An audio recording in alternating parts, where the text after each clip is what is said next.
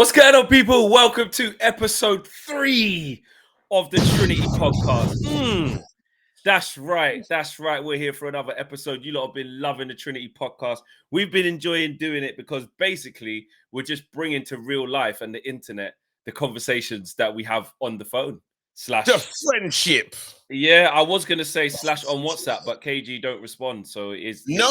Well, I think you'll find. Me and him, we're like this. Yeah, I tell you what we are. Days. Oh my If goodness you me. want to start talking about wrestling, then I'll have that friendship with you. And listen, Flex. If you want to be part of this Trinity, you have to start watching because this week tonight on Raw. The Rock's gonna be there. The Rock. I saw him slap the Smackdown, shit out of Smackdown. He got the wrong thing. So he got the wrong thing. He got it wrong. Look, it's been a tough week for KG. I mean, he's still recovering from Nigeria, all that kind of stuff. I think he's now not at the stage where he's, He's crying in his car. no more. Play that again. He's crying in his car.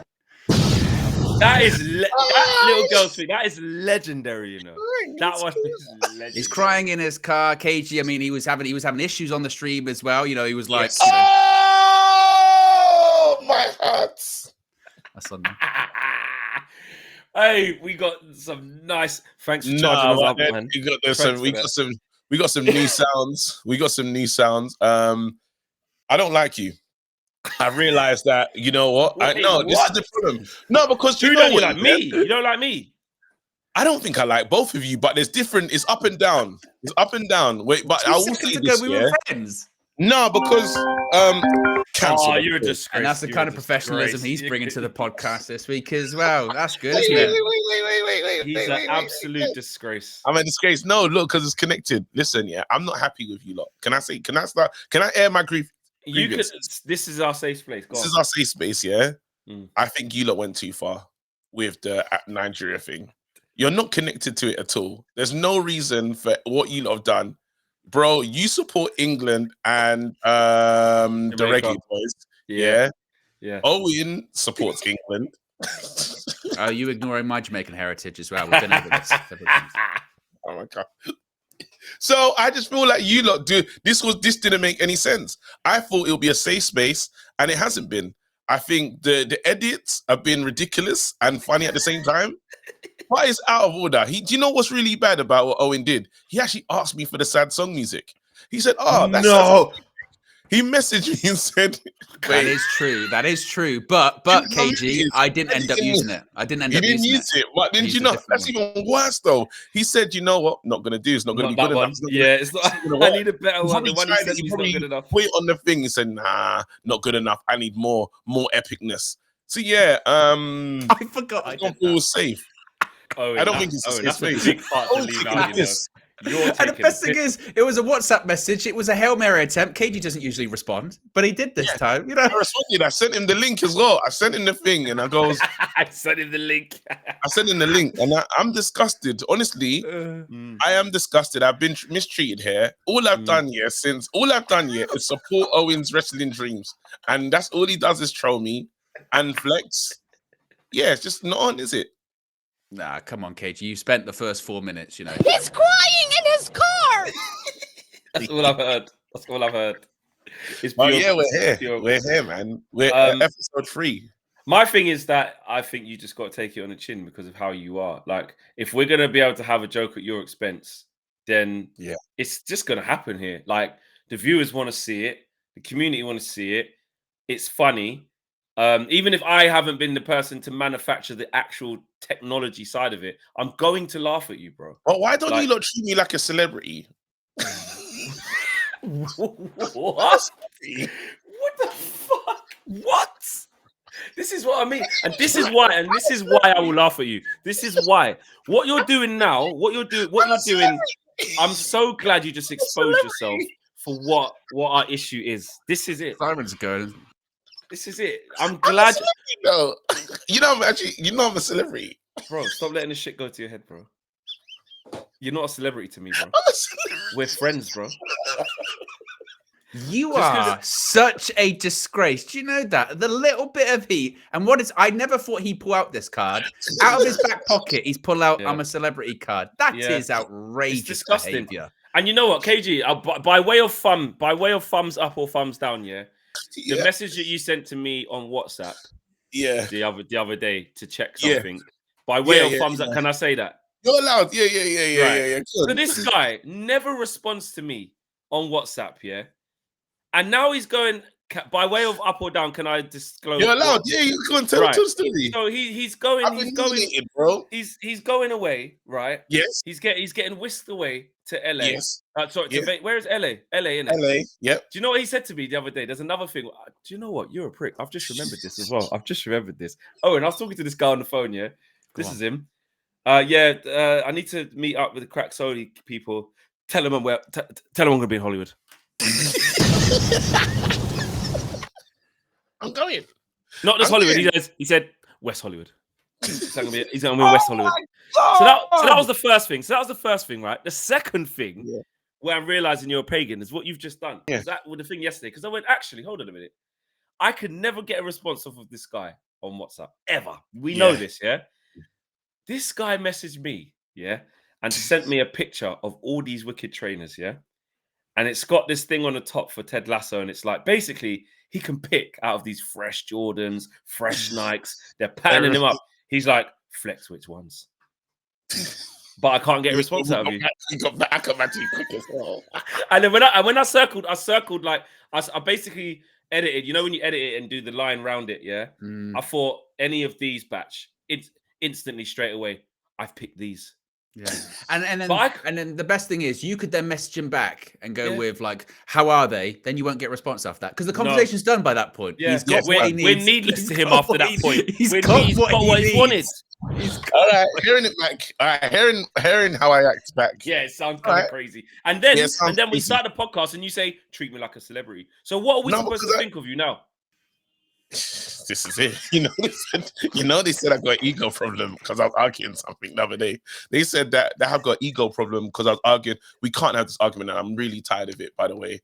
Arsenal versus, do you want Arsenal to win the league? We cannot have this argument again, please. Surely that's not what this pod's going to be about. There's no way. Well, the pod's a reflection of what's happened during the week.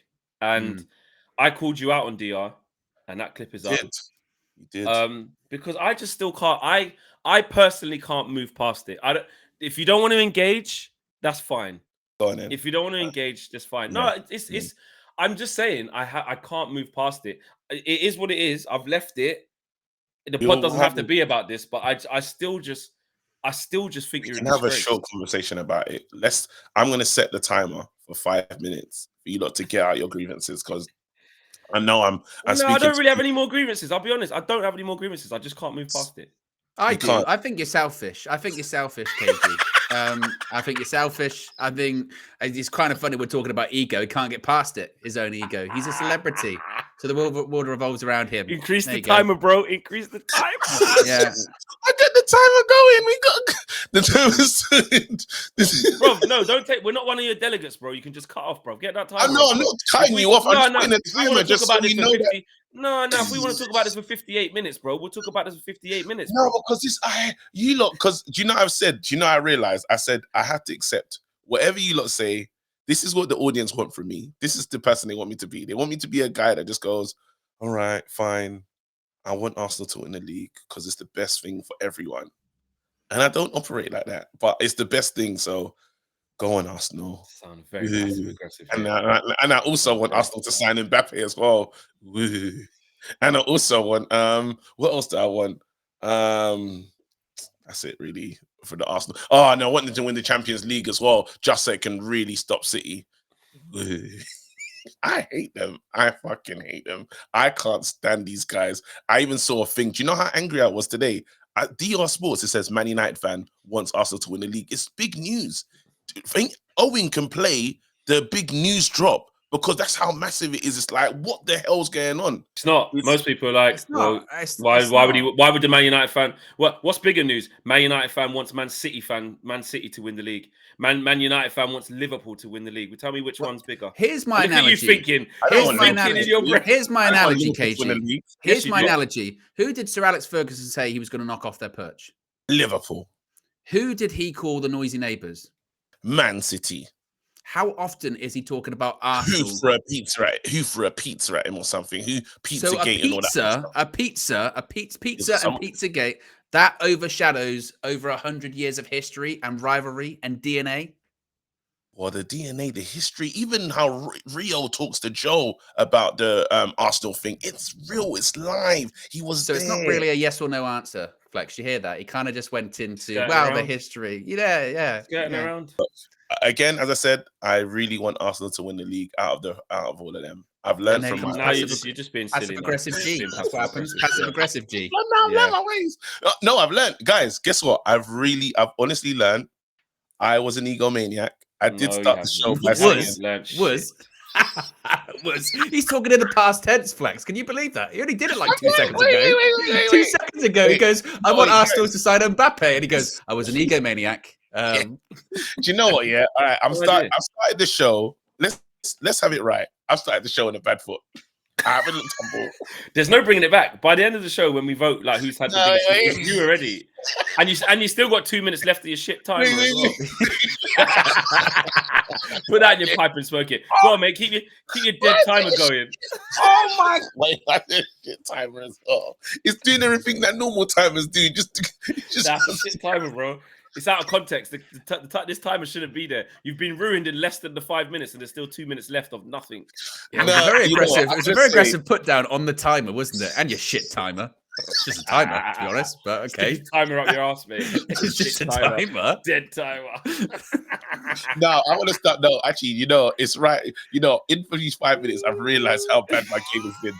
So what I'm gonna say, is I want to apologize. What I let slip, was my inner feelings, saying, "Why don't you treat me like a celebrity?" That you think you should be treated like that. That's why, isn't it? No, I feel that sometimes, I don't want to say because I can't use the bullying card, but sometimes, I am, unfairly targeted. I feel like unfairly targeted. I feel, target everyone. You go for everyone. I was going to say, are you? Right. Because Flex got to the point where he developed a real serious sense of paranoia about touching people and objects because he had an influence over results in their career. Until the point where I had to say, this is not me. Regardless of what I do, this team's going to win or lose. And then they've proved it ever since. And people think that that's like a joke, that's a bit, or all that kind of stuff. But I mean, seriously, when the cameras weren't rolling, Flex has a legitimate, do I shake their hand? Do I touch them? Like he's got some I know what they're going to say now. Yeah. You're stopping me. I'm a people's person. You've stopped me being that. Yeah, Flex has been living the pandemic lifestyle for the last for the whole time he's existed. Sorry, guys, can't touch. Sorry. No, but then the Brighton one. Do you know the only one that we really blame on you, Flex, as a channel? Nah, there's loads. There's Brighton a one as well. Brighton for me is the one. There's a David De Gea one, bro. There's loads, bro. You haven't got the David De Gea text. I do. Yeah, no, I ruined it. KG, he was in a press conference and he asked Erik ten Hag about David De Gea, and Erik ten Hag raved about him. The next day, he had one of his worst performances in a United shirt against Sevilla. Went out Europa League. He dropped 2 howlers in the game. Yeah, and he walked past me in the mix zone. No players want to speak to me in the mix zone. And you know what's funny about that one? Because I swear he laughed at you when he said, "What's the most important thing for a goalkeeper?" Him and Ericsson laughed. And then the crazy thing is, it happened with another goalkeeper because he spoke to Onana before a Champions League game, and he dropped the howler the next day. Wasn't that Bayern Munich? Yep, I said to him, I asked Onana, but to be fair with this one, Owen, did the comments not say? To be fair, Flex, good question, because that's what I said. I said, Andre, do you feel like you have to prove more than that you're just good with your feet? Like, do you feel you have to prove like Flex? His response was, let the ball in with Leroy Sané. Well, his response was, I'm not just here because I'm good with my feet. Next day, wasn't good with his hands, went straight in. Turns out you are. I've got a podcast topic. Go on. I got my hand up as well. Can I give it to you, lot? Of course. All right. We're getting called out. So when we did the Trinity podcast before, the first one of the Trinity podcast, our treatment of Onana, good. We're all here. Yeah. And they hated it. They even, I saw a clip of us, these lot supposed to support United. Thank God. Yeah, they had all that. They had all that to say. Yeah. Well, was there a clip? Was there a thing going around like that? Oh yeah, people were a bit like someone was 2 or 3, but you know, I multiply that into like 1,000 millions. Anyway, yeah. Basically, 2 people out of 20,000 people that watched the video said to KG Flex. I don't know if you've heard, he's a celebrity. Okay. Yeah. Anyway, no, but seriously, there's a few people not happy. They said, you know what, that laughing at the mechanics, this, that, and the other. Apparently, Onana is probably one of the best goalkeepers statistically in the Premier League. Are you willing, after having the game of his life in the last game, are we willing to change opinions and say we was wrong? Where should we start? Because me and it's recorded me and Owen saying definitely De Gea's better than him and stuff. There is, like, we've said that. Is it more you saying it? Owen said it as well. We said it together. Yeah. Well, this is what I don't get with this, though. Well, I don't understand, because you're allowed to criticize Andre Onana because so far this season, like, he hasn't been great. I know you can then, this is when you get into the territory of statistics, isn't it? We always say statistics can be manipulated. You can find a statistic to say any narrative you want, whether someone's good or bad. You can find one. You can find the worst football player of all time. You'll find a stat that's positive somewhere that can suit whatever kind of thing you want to say about him. When Andre Onana has made significant mistakes this season, like that happened. But at the same time, I think for me, it's always that you keep the same energy, isn't it? So, for instance, when he makes mistakes, you go, he really needs to sort that out. I don't know if I see it getting better.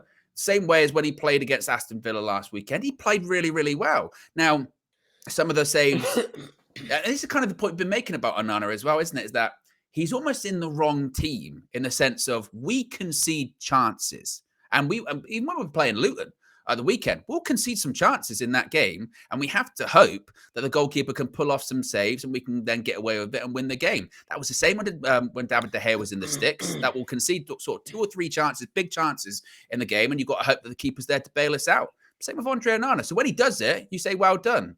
The thing I don't like is when people have made their mind up on certain players to the point that when they do have a good game, they'll just refuse to do the praise because it makes them look bad.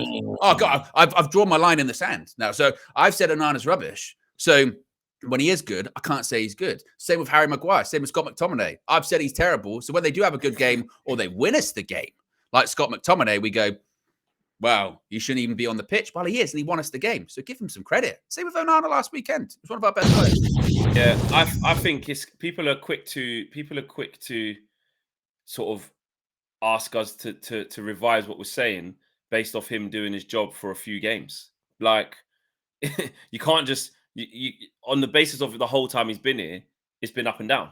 You know what I mean? We single-handedly, rightly or wrongly, but I think rightly, put severe blame on him for what happened in the Champions League. Severe blame. I think that's wrong. Do you see? You say rightly or wrongly? No, rightly. I said I think rightly. Cool. We put severe blame on his doorstep. I know it's a team game and 11 players and all of that, but directly to be involved in that many critical mistakes at them critical points of those types of games, in those types of atmospheres, in them type of minutes in the games, is unforgivable. It is. It's unforgivable. I never said I'm like, your thing was you're done with him. You said sell him. Like it's get rid. I've not said that, but I have said I've always said the whole time I've got serious concerns about him, and I feel like every 6, 7, or 8 games that passes, there will be a boo-boo in there. I just feel that there will.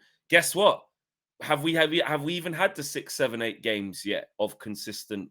Like, what was the last sort of AFCON? Since he's come back from AFCON, he's been good. And he has, and that's what, 3 games? How many games is that? I see it as a situation whereby my thing was I don't see him getting better, like his fundamentals getting better. No, they're not going. I think it's going to be a case of the team around him has to get better defensively. If we improve and concede less chances and have more of the ball, that suits how Andre Onana plays. So their perception of him will be that he's doing better in that instance. No, and I think that is kind of what's happening a little bit. I see it a little bit different. I think finally, I think he saved us in the game. You know, I think he made some point-winning saves in that one. You know how De Gea's saved us in the past? Like, how have you done that? Bloody hell, have you done that? Some of the reflex saves in that game, and one of the things I've been nervous about his game was his reflexes are just slow. Like, you see the smiling, you know, the smile on the balls in the net, and he hasn't moved. Like, he's got that in him, you know. But then finally, I'm seeing saves so it's like cat-like reflexes, and that's what we want. We need someone to be able to. It's early. Don't get me wrong. It's early. There's only been one good game when I said that, but then I just want to make sure that I do it because I've been the harshest critic. Oh no, definitely more harsh. And that's than fair. Anthony. That's fair. Definitely more harsh than any of these players, but I do want it to continue. But then that was the first time I saw a performance and I think, you know, if you're going to be this kind of keeper for us, this could work. If Can I be not, honest? Yeah. I'm gonna push back a little bit on just how good he has actually been, though, because I'm gonna say, I don't think any of the saves he's made have been world-class saves, and that might sound harsh, but let's just break it down. Yeah, the one from McGinn, he slaps that shot. That's a good save, and that's a good save. I wouldn't say it's a world-class save, but do they have to be? Do they? No. But it's a good save. Is it a save is that a save you would expect him to make? It was on his side. He was relatively near it. I don't think it was as good as we think it is. The quick one, nah, come on. No. He's talking the McGinn one. It's a lot. It would, to be fair, it's a lot of power, but he should still save it. But that will beat some keepers in the Premier League because of the power and the pace of it. He does well.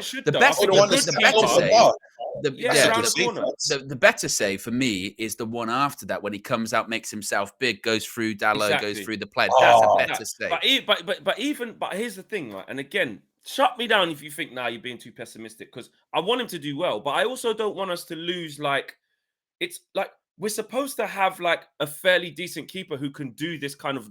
It's because we're not seeing it from him. I think we're overrating some saves. Like, for a keeper to come out when someone's clean through and shut down the angle, you're meant to do that. Like, if you're a competent keeper, bro, you're supposed to know when to come out and do that. Like, if the one from Ollie Watkins. It just hit him in it. That just hit him.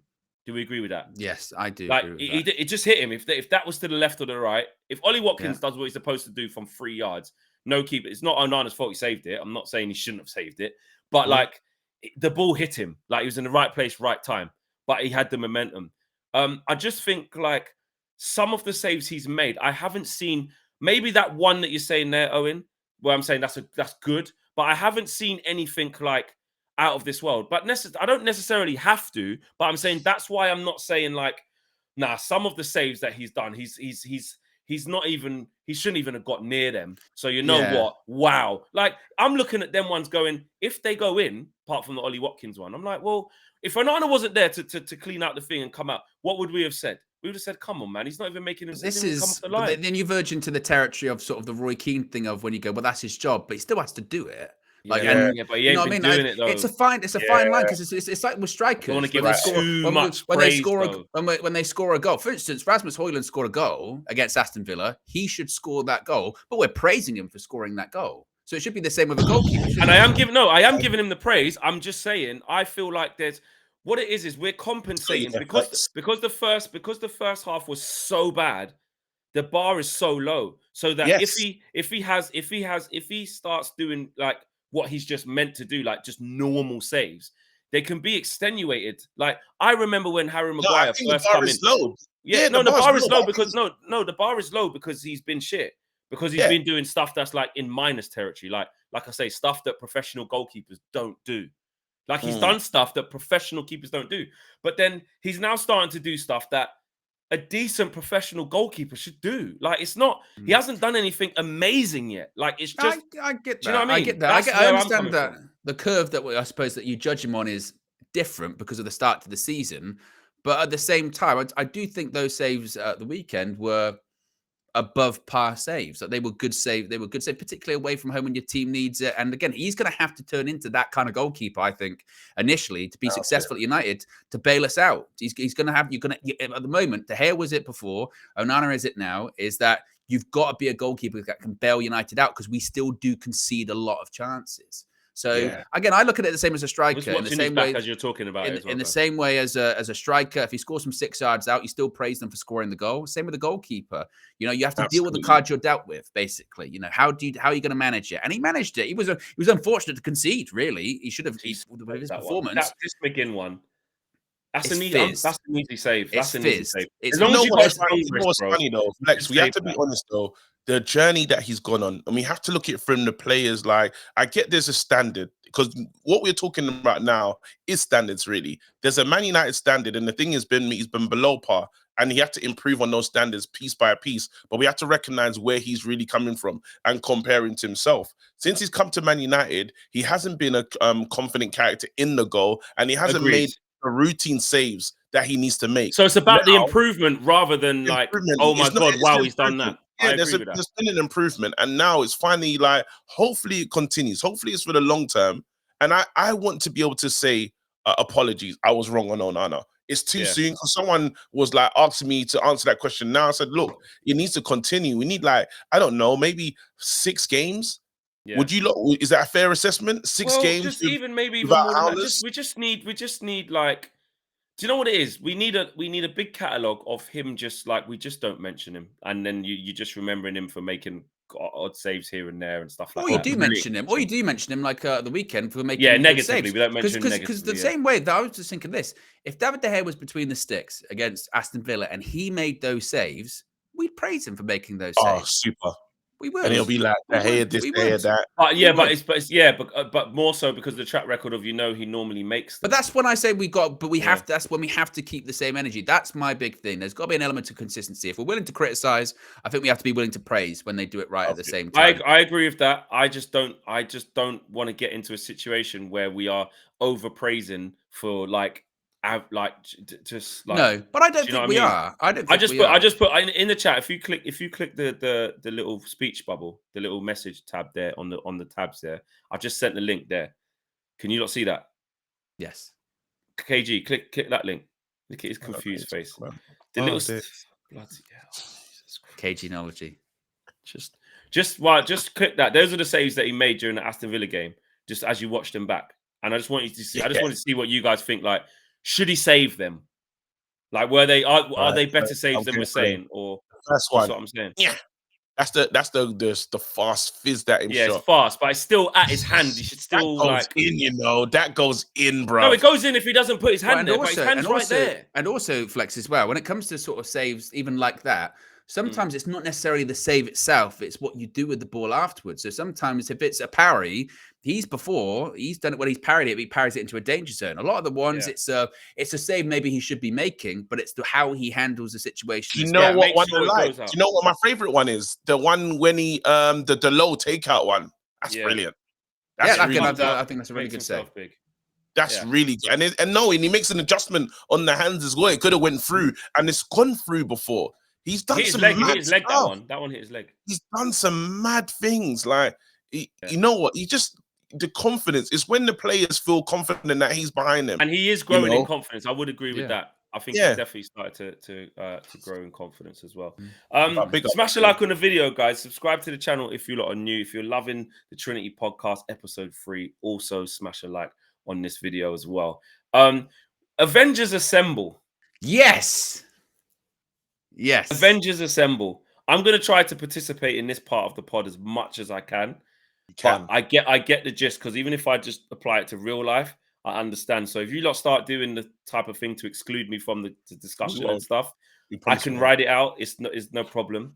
I don't think it's that, though. I don't think it's that. Basically, what we're alluding to here, KG, is the fact that Ineos, they're collecting some Infinity Stones, it feels like, doesn't it? When it comes to Omar Barada, Dan Ashworth, Jason Wilcox now, possibly Sam Jewell from Brighton too. In fact, there is a little bit of an update, actually, we can bring you when it comes to all of this. So, at the time of recording. Breaking news, we're in the breaking news thing. Let's do it. Well, nice.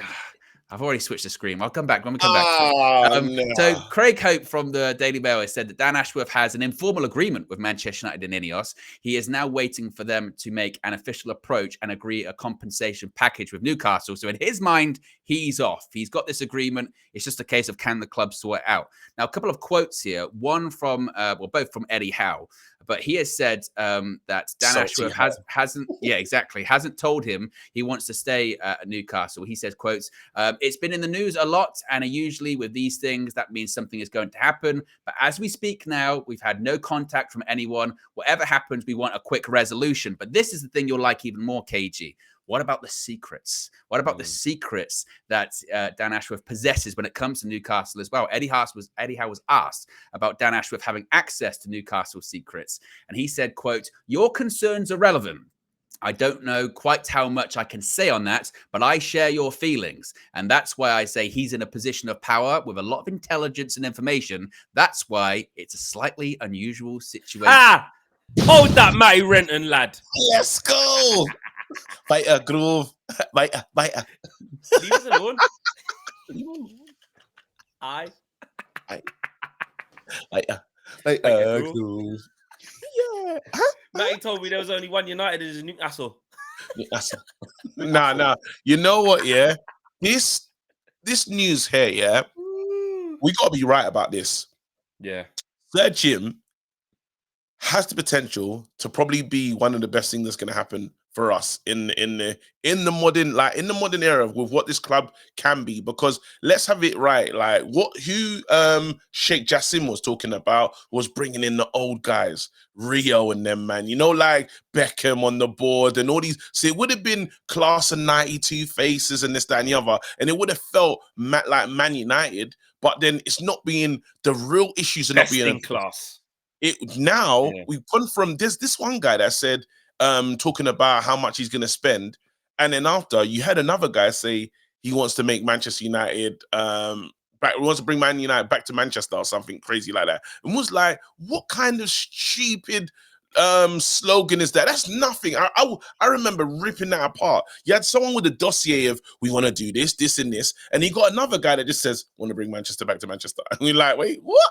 And now what you're actually seeing from him is he's actually on the hunt for the best in class. He's gone in. He said, Omar, come on down. KG, can I ask you a question? Yes. I spoke about this kind of because I've been thinking of stuff in my head, and I brought it to the show this morning. I don't know if you saw it. No, I haven't seen this morning show yet. Right, but it's really weird that you're doing this. I know where you're going with this. Yeah, because I brought this exact, and I swear to you lot watching at home, me and KG have not conferred about this, and KG has not seen the morning show. I promise you, this is not on the agenda. I'll tell you. This is, he would just say, and he can't lie for shit. His face just doesn't allow it. He can't lie. Yeah. Oh, you know, I think arguably, ironically, he's a terrible actor. Yeah, yeah. When it's by accident, it's not. When it's on purpose, you know what I'm saying. No, I swear to you, lot, this is a genuine moment, right? Yeah. This morning, KG, on the morning show, because I've been thinking to myself, was like, should I apologize to Sir Jim already? Yes. Should I say sorry? And I brought it to the table, and I was like, Owen. And I was a bit sneaky with it. I brought Owen into it as well because I was like, Owen, you was on them streams with me saying he's an idiot as well, so don't try it. Basically, I was like, Owen, do we need to sort of say sorry? And actually, let me open this up because it's true. Like, obviously, we did want Sheikh Jassim, and the reasons why were clear. It was full buyout. Money. The Glazers would have gone like unlimited money. Not necessarily you money. Know, my thing was never money. You know, versus the guy, versus the guy like you said, Jim, who was wanting to put the Manchester back into Manchester United. It felt a bit local. It felt a bit. People were saying Brexit. People were saying mad stuff. He ain't even that rich. Nah, he's old. You know, that was love. You know what I'm saying? We were saying. Then you've got the Qataris who this is just like a light hobby. This is pocket change. Like, what are we doing? Do we, with how he started to move and the things that we've started to do already, without him still not even being in post, he's still not even actually. It's not his job. That's the crazy thing. Yeah. Imagine this. Imagine KG, I say to you, right, you're getting a new job. You start at the end of the month and you'll go, okay. And when you go officially, you start at the end of the month. You go, no problem. You go, I'll be there February 1st. You go, but you don't have to be. And you go, I'm going to be there February 1st. None of us are doing that. None of us are doing that. The question is, and to you guys at home, should we apologize to Sir Jim? This is it, or is it too early? Can I get involved and infuriate the audience as much as I do on a regular basis? Absolutely, we need to apologize. Do you know? Do you know why? What do we need to apologize for? Do you know why? because the absolute planning. I've just read just now, yeah, Brailsford and Sir Jim have actually sat down with Ralph Ragnick, and asked him. They've sat down with Ralph Ragnick. This is fresh. Yeah. Sir Jim and to discuss the issues before their performance review was underway. So they've not only said, they said, let's who is this guy saying that though? This pro golf. I have no idea who that is. It's a let's golf. go and work out. Wait a minute. Wait a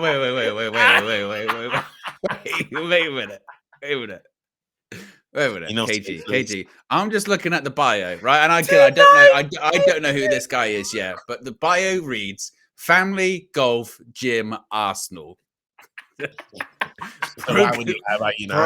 Pro golfer and omni-channel business revenue strategist. DM me for details. He might know details of who you are and how you know this. Get football news / gossip sometimes. Winky face. KG. It's even got the wink. It's got the wink. I was going to hit the breaking news button for you. I'm ashamed to at this point. Wait, guys. I know it sounds silly, yeah. But do you put that past Brailsford? Yeah, that's why. Why it sounds funny. You put it past Brailsford, not to Ox. No, you don't. But that's why you believed it, because you've married a team. I could believe that. I believe do that. Will do it. I honestly believe. I believe. Listen, once again, guys, I need you lot. This is when I ask for celebrity privilege, because it's not nice what you lot doing. I saw it on the aggregator account, and KG came in with the big breaking news energy. Breaking news.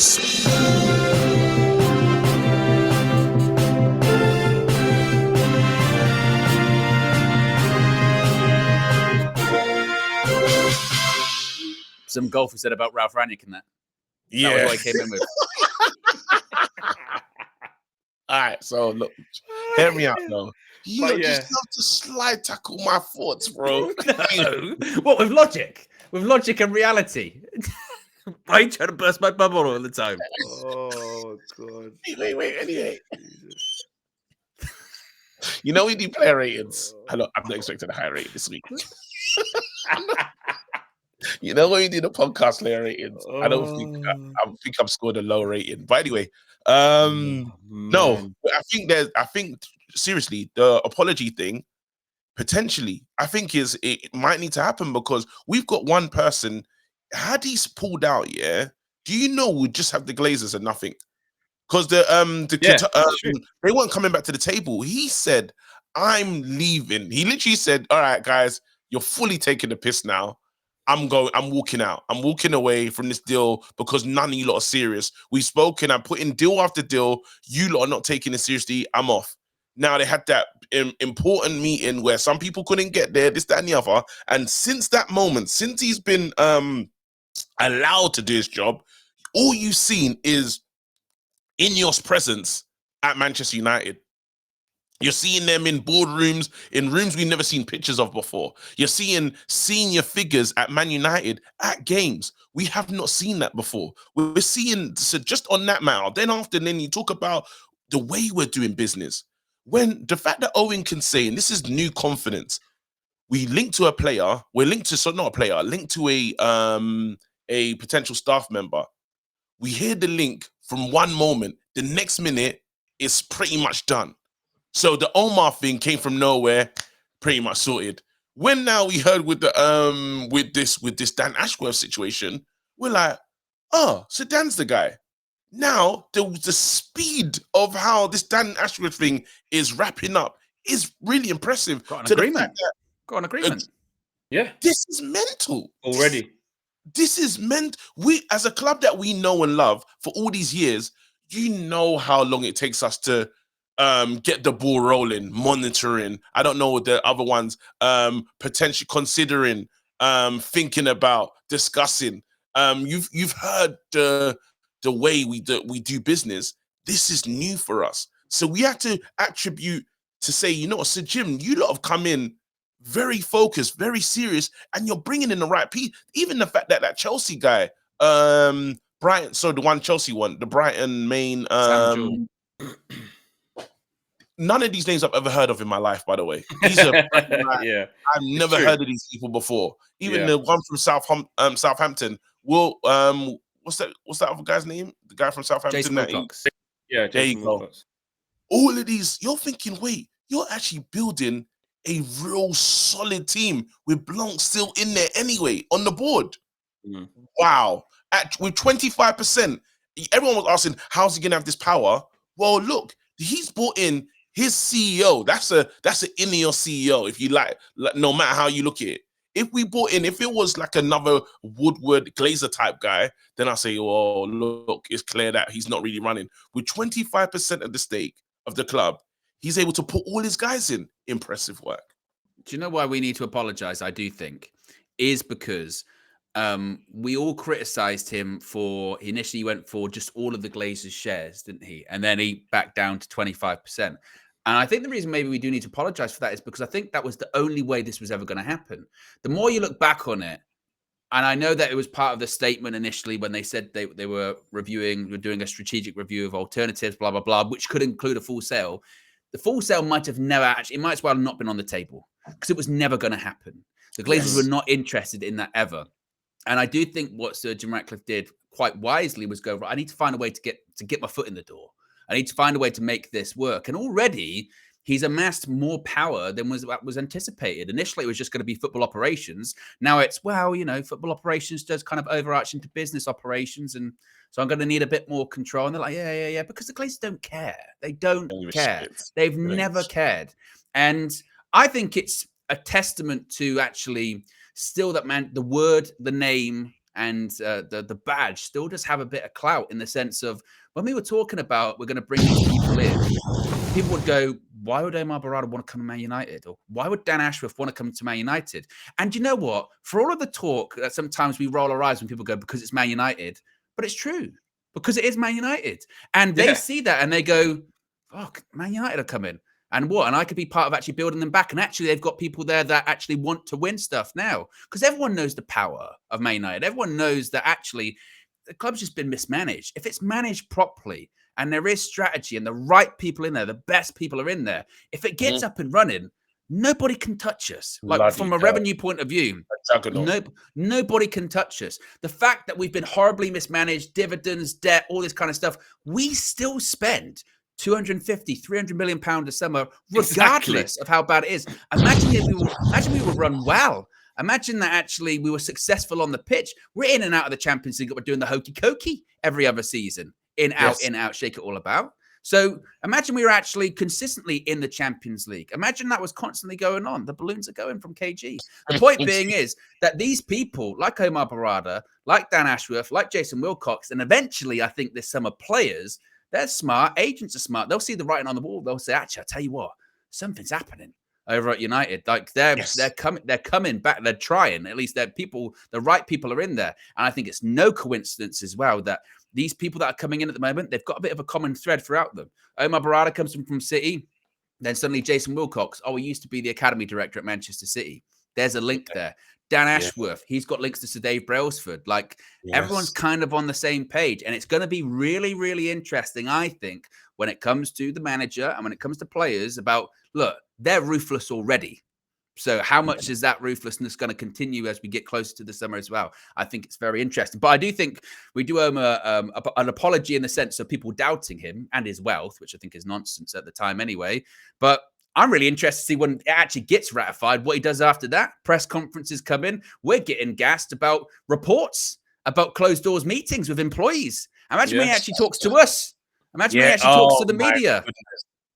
That's what we need, and like I think that's in the running. I think he'll do it as well. He will. So. Absolutely. Yeah. I'm happy to. I'm actually looking forward. I just want our club back. That's the one thing. Like, and I know the Glazers are just there. But then I would like to hear how he plans to get full control. Is there ever a thing in the long term that full control could ever be there? Because I can't see someone putting up this much of his money for no reason. There has to be the long-term plan for him. When you talk about legacy and where does this story go or how far can you take this club? If this guy rebuilds like Man United, bloody hell, the statue can't be big enough. Like, honestly, if this guy gets the Glazers out, wins us a title, because I heard, what do you call it? Stephen Howson, he had this, he done his dream, his perfect scenario, and bloody hell, it's what a dream, mate. He's like, pays off the debt, win couple titles. There was all sorts. There was a stadium, keeps the old stadium, lets the youth play in it. I was like, mate, all the stuff they're saying, I was like, bro, that's like, I don't know. No one can create that. That's beyond. All I need to see this guy do is help us deliver a title, and let's really, that stadium stuff. If we get a new stadium, title, and new facilities, because I do want it to feel, I want that Real Madrid effect. I want players to get to Manchester and be like, bloody hell. You see how Martinelli said he couldn't pass the Man United trials because he was too nervous. Much pressure. Too much pressure, because too big of a club. I need him to feel like, I want everyone to feel that pressure, knowing you're coming to a club now. Not when we took Jude Bellingham around and he's like, nah. Well, here's one, KG. Here's one, KG, yeah. We spoke about this morning, didn't we, Flex, actually saying that this summer, not just for Man United, but for a lot of really big teams, is a really big summer. Liverpool, United, Barcelona, possibly Chelsea as well. I mean, even with City, with what's coming up on the horizon for them, you know what I mean? It's going to be very interesting to see how they act as well. Is there, I mean, this is kind of open to both of you, actually, but is there a bit of a shift on the horizon in football, do you think? Considering there's a lot of change. That's my point. There is change. Like, even like, I know it's like not managerially, but Mbappe is going to move. Like, that's what I mean. Yeah, there's just so like there's this summer of transactions, especially off the back of, we all saw this January how bleak it was with FFP, PSR, people not having money on the continent. Like, it's been a tough time, and everyone's sort of gearing up for the summer. Yeah, I think there's going to be a lot of big moves, and that's why Eric needs to make sure that he's doing what he needs to do on this audition. I sort of said on this morning's show, KG, as well, I don't know how you feel. I feel in a comfortable position. I know it can change with a couple of injuries, but I feel like Ineos have made their mind up that actually we're going to keep this guy so that we can give some stability above him and see how it goes. I think that's their plan. Their plan right now isn't, we're just waiting for that one bad game and we're going to press the trigger. It doesn't fit. It's not that. It definitely isn't that. And actually, in the last sort of 3 or 4 games, we've started to do something. You can't say we're back and all of this. You know what, though? So here's a better source than the golfing guy. I was listening to Mark Ogden. Yeah. Yeah. That's better. Yeah. And then he did say, he mentioned this thing with the manager, and he goes, look, man, he's almost down to his final year of his contract. Now, to prove, to say that he's serious, at the end of the season, he needs a new contract. That's the maddest part. He needs Then we're going to find out. We're going to find out then. We're going to know. But then I was like, geez, man, because there's a lot of Man United fans that are not probably going to give him a new contract as it stands currently. As it stands, yeah. Even at the end of it, even if we just get top 4, they still wouldn't. I would. I'd give him a new contract. And this is where it comes down to belief, innit? Because if he's really the guy, you have to believe it. Give him a new, if he's the guy right now, you give him a new contract. And at the end of the season, you announce, like, at some point, Ten Hag should be announced that he's got a new deal. Yeah, because results still matter. Like, we saw Oli get a new deal. But didn't we see Jose get a new deal? Yeah, it's kind of like, it doesn't matter. That's when the club was stupid, though. Yeah, remember, like that's when the club. But if you renew it, because it's coming near the end, like actually, because the payout. Whenever you do that means what we owe, right? It's like, well, if you sack him, you have to owe. So it's dangerous when we're considering everything. These guys are doing a review on every manager's never going free. A manager just walking out, just leave at the end of the contract. Well, unless they decide that, it's very rare that the manager goes, and it's destabilizing for the dressing room. Don't give me any security. Don't give me a new deal. You sound like Kobe Mainoo's parents, according to you a couple of weeks ago, Flex. Exactly. No, really happy with what I'm. Don't give me a new deal. But like I said, Eric hasn't got the same parents as Kobe. That was my point. Yeah. Don't secure my future. Don't give me a pay rise. You know, don't give me all of these new perks. I don't want it. Don't want it. Thank you very much. No, it's going to be interesting. But he's KG gonna have to brings a prove really it. good point. He brings up a really good point about the contract situation. But like we've been saying, you don't make these hires at this senior level. We're talking CEO, sporting director, those kind of people with big influence that are going to be working side by side. And the manager is actually a bit of a subordinate to them, right? You don't make those hires without in the kind of negotiation process, the recruitment process going, hey, what do you think of Eric then? You're going to work with him, or is there better options out there? And I know whenever I bring this up, people get prickly because I go, no, don't say that. But it's true. Like those conversations, I think, would have already have happened. And I'd be fascinated to know what kind of conversations Eric Ten Hag has had already with Sir Dave Brailsford or Sir Jim Ratcliffe, because naturally it's got to come up, innit? We're making some changes above you. Okay. Me? Am I, you know, he said yesterday, he said, I don't have an input. He said, he said, I don't have an input in those things. He says, I don't know anything about changes. Now, Eric lies, so he could be lying about that. But it's interesting. This is where, like, I was watching the presser to try and gauge what's going on, because they asked some intriguing questions, and there were some really intriguing answers. You know, talking about being in the selection process, and he said he's worked in this. It was like interview questions. You know, when you're going for a job, the same thing, KG. He goes, I've worked in different. Yeah, I basically said I'm very flexible. I've worked in a place when I've had full control, and at the moment I have full control now. But I have also worked in a thing where I haven't had full control. It's fine. It's fine.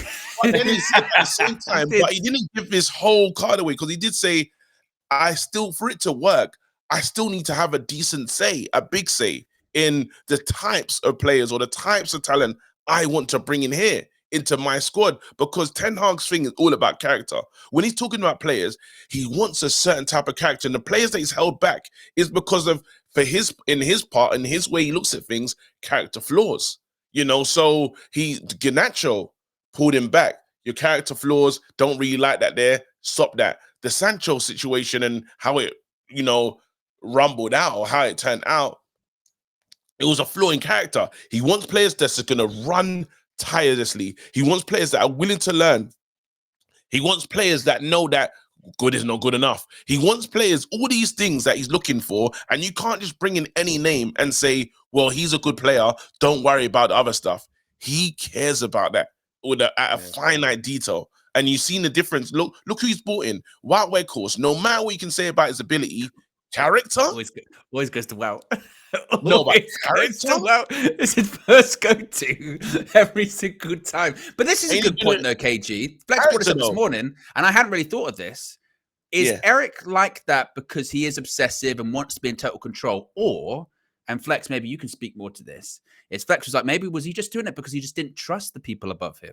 Because if you see John Murtough and Richard Arnold, you go, well, I've got to be in control of everything because people don't know what they're doing above me. I know this is a shit show. And at that point of him signing the contract to come to United, there was no guarantee of a takeover. There was no Ineos is going to come in and actually give you a sporting director, a proper CEO, a proper head of recruitment. The terms of the job in which he signed up to, they've changed.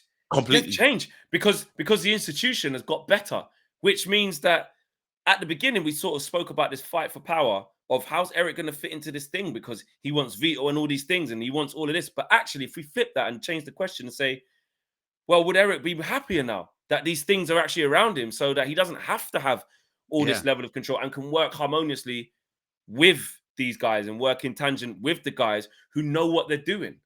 And that's the bit where that's a hot take, you know. But then at the same time, there's a fear from me, because it feels like they're putting the gang back together. And there's one member of the gang that I know they've spoken to him already. They've said, listen, Graham, Potts, mate. Potts. Oh, my heart. But KG, can I ask you this? Yeah. How's Sir Jim's moving with like some of the appointments he's making, yeah? If he just got in Potter, do you think like soon we could be like, rah, we was wrong? Like in this sort of setup, in this sort of calm, with these sorts of people, could Potter thrive? What are you saying, Potts could work? I'm asking a question. I don't want him. That's been my stance. I'm asking a question. Could you see us in a situation where 6 months into a Graham Potter, it's like, Ross, look, this is the thing. This is the thing. As people point out, Poch hasn't worked at Chelsea, and they're saying, "What? So is he a terrible coach now? You know, he's on the rise." Like, what, maybe it's just the club. Maybe he just needs the right environment. I don't know. The killer is, as a Man United fan, I have to put the club first. So no. You are wait, no. You are so shameless. Do you know that, KG? Go away. Go away. Ridiculous. When he does this, I just don't talk to him. You can talk. That's all you're getting. I'm not talking to you. Honestly, it's criminal. I'm not talking to you, bro. You don't deserve to see my face. No. Owen, he needs sin binning. Owen. Oh, wait, don't get rid of me. Just hear me out. Yeah. We're near the end of the show as well. You got 60 seconds because we're wrapping up. Performance levels are all over the place today. All right, listen, this is what I was gonna say today. Yeah, I was gonna say that I've been accused of supporting Ten Hag more than the club. Yeah. And in this moment, I don't want to do that. So that's what I'm gonna say is if they make a decision above, I've got to just support the decision of the club. I will not like it. I will be devastated if they get rid of this manager for a one that I don't think he can manage this club. I would always like it to remain Ten Hag, but I have to get it right that anything can happen. These guys can pull the trigger on anyone. If Omar steps in and says, you know what, that Bruno guy, he's one of KG's favorite players, has to go. As much Omar's as he's not going to say that. He bring your name. Flex, I don't know if you've heard, KG's a celebrity, so he's very well known. Look, guys. If Omar Fernandez says, does the Bruno tell-all is KG's favorite player. He gave him chicken on tour. I saw it. Yeah. So I'm not going to, I have to let him know first, but this is really going to affect him because it's his favorite player. One of my favorite players. I'm going to be upset. No, this is it. So when he makes decisions, all I'm saying is when he makes decisions, there's players that I really love in his team.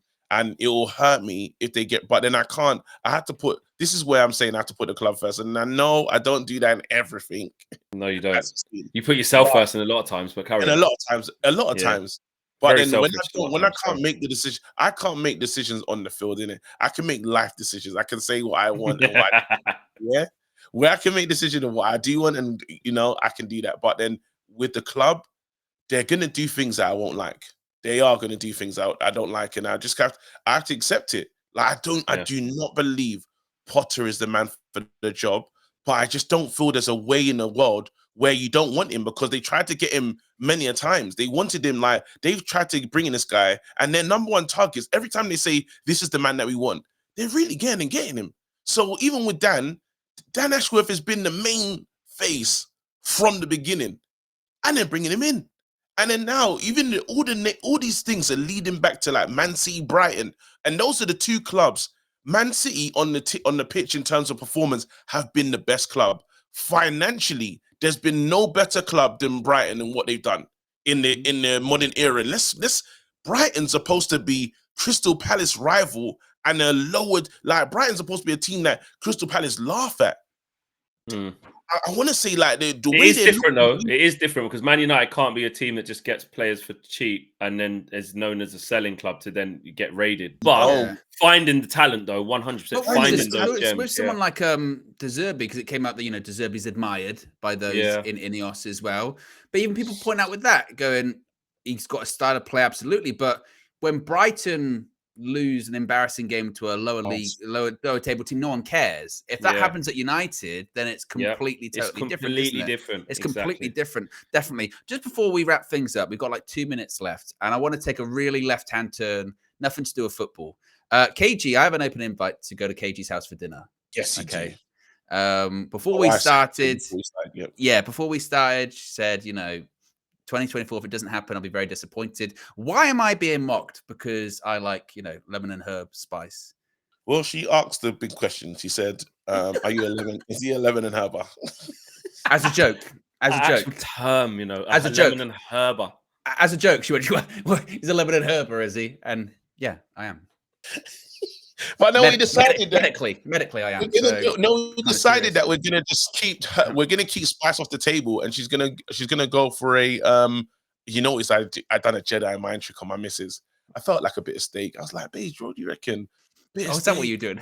Peppercorn sauce, steak, peppercorn sauce. Doesn't even ask me if I like it. Doesn't ask me if I like it. He would. As long as he likes it, then he's all right. Is that why you kept going with the shepherd's pie thing? Because you really wanted the shepherd's pie? No, the shepherd's pie would have been good still, but then again the steak though, and she does a good steak. You know when the tomatoes are on the vine thing, like it's nice, like it's just seared. Yeah, she does. She's got loads of. She's got a different. Huh? Oh, don't like tomatoes. Don't like tomatoes. Doesn't like anything, bro. He doesn't like anything, man. You like long stem broccoli though. Like broccoli, bro. Definitely tender stem and all that. He doesn't, bro. He doesn't like broccoli. Do you not like veg? Not many. Not many. Oh, Owen, you're a disgrace, bro. Owen, man, you and Josh. Sometimes I don't know who the worst. This is why they argue, bro. This is why they done the argument. No, you're the worst. It's the two little Josh Spider-Men pointing at each other, bro. Yeah, because it's ridiculous. You don't like. See, if you saw strawberry, I mean, if you saw tomatoes on your plate, you're not having it.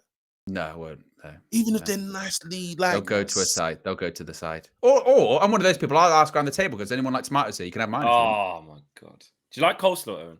No. And that good hey, no. You don't like coleslaw? No way. Do you like barbecue sauce? Do you know what? It depends. It depends because sometimes I do, sometimes I don't. Depends on what it is. Sometimes it's a bit overpowering for me. There's a bit too much involved, a bit too much flavor, ironically enough. But then sometimes I do. Do you like sweet chili sauce? No, I don't. No. Do you like ketchup? What do you say? I like ketchup. Yeah, I don't like sweet chili sauce. Do you like Dijon mustard? I don't like mustard. No. I don't like mustard. I'm with him on that, but yeah. Oh, but the mustard again with a roast as well is nice. Nah, I don't like mint sauce either. No, me neither. No, I'm not on that. I won't have that on like a lamb shank or something. No, I don't like mint sauce. I'm with This is interesting to learn about us, guys. It is. It's really it is. All right. AG, what do you hate? Not much. Not much. I like a lot of stuff. Got a good palate, yeah. Yeah. Like olives? Yes, love those. You don't like olives? Nah, all raisins. No, me neither. I don't like raisins. Oh. Wow, guys, you don't like a lot of stuff. I like some nuts. I don't like a lot of other nuts. Flex likes more than Owen. Definitely. You don't eat nothing. What do you like? Owen, Nando's, you can get medium. You know you can get medium. I know that. I know the scale. No. Flex. I'm saying but I'm saying you could eat it. No, but it wouldn't be too hot for you. It wouldn't. Medium's nothing, bro. But afterwards, there's a little bit of uncomfortableness. That's why I don't get with spice in general. Like, why do you want to put yourself in pain? You're eating. It's not pain. That's how I feel about scary movies, though. If we're on that, yeah, exactly. Like, why would you pay Why would you pay to be scared, you idiot? Exactly. It's the same. It's the same with spicy food. Because every time, this is the thing, yeah. When you go for like a curry with people, and then you order a korma, and then you hear it around the table, the laughs, the looks, people going, korma, whatever.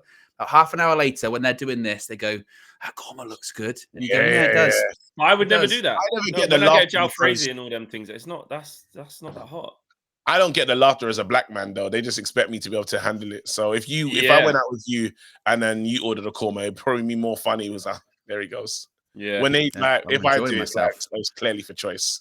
I'm enjoying myself. 100%. Well, there you have it, guys. Episode 3. We rate our performances, please. Rate manner.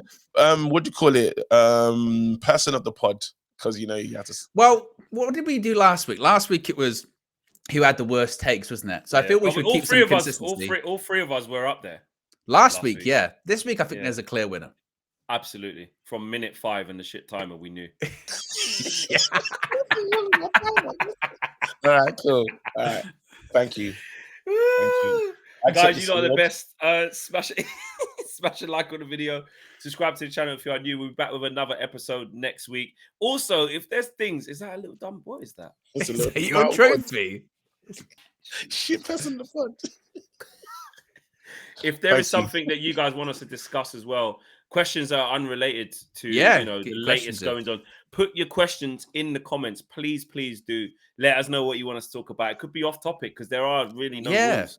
We should have like a 5-10 minute period at the end of at the end of every show. Viewer mail, all that kind of stuff. Yeah. Asking questions. Exactly. So get involved, guys. KG. Oh wait, wish me luck. Hold on. I'm gonna be in LA.